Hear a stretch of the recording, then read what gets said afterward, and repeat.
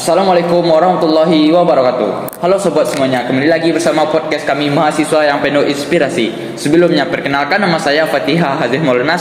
Saya sebagai host pada podcast kali ini. Di sebelah saya ada dua narasumber hebat. Coba perkenalkan diri. Saya Habil Ramadan. Saya Vino Falevi.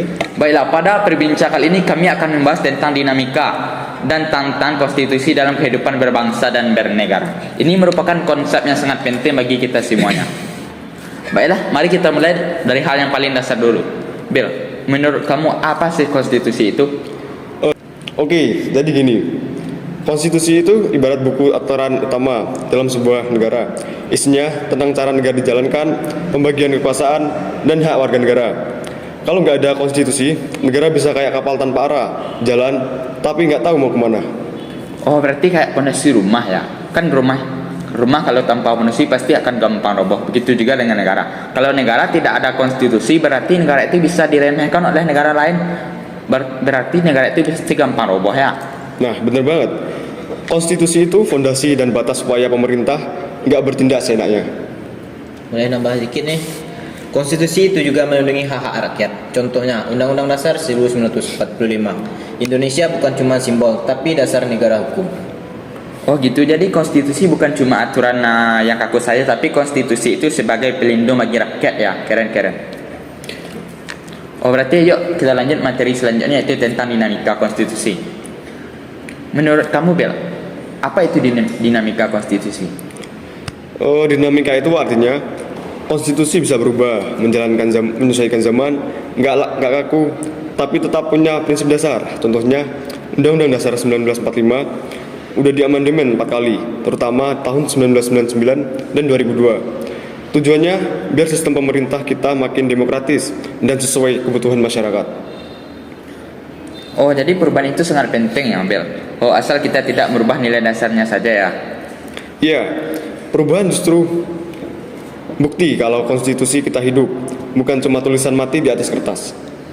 Setuju banget nih. Konstitusi itu kayak juga makhluk hidup. Kayak makhluk hidup, dia bisa tumbuh dan berkembang, menyesuaikan, tapi tetap punya akar, yaitu Pancasila dan Undang-Undang 1945. Yang penting, semangat kebangsaan dan nilai dasarnya sampai jangan hilang.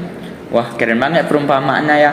Oh, berarti konstitusi itu sangat fleksibel ya, tapi tetap punya nilai jiwa bangsa ya. Oh, wah. Ayolah kita lanjut aja ke materi kita yang paling terakhir, itu tentang dinamika konstitusi.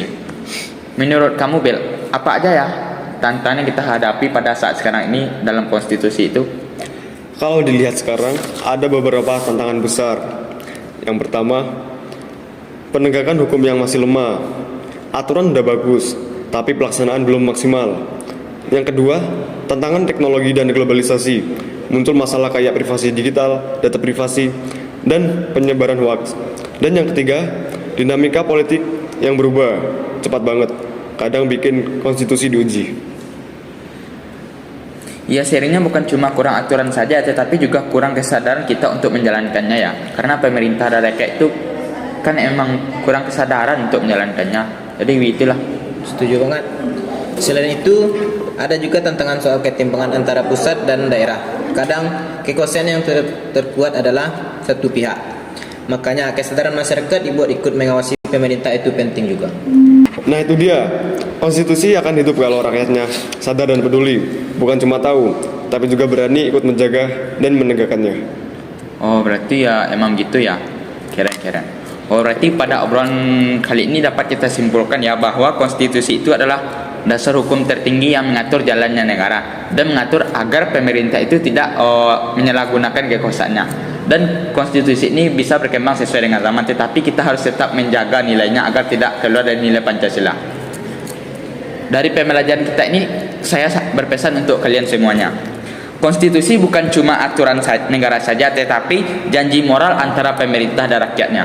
Kalau kita menjalankan konstitusi, berarti kita sedang menjaga arah dan masa depan bangsa.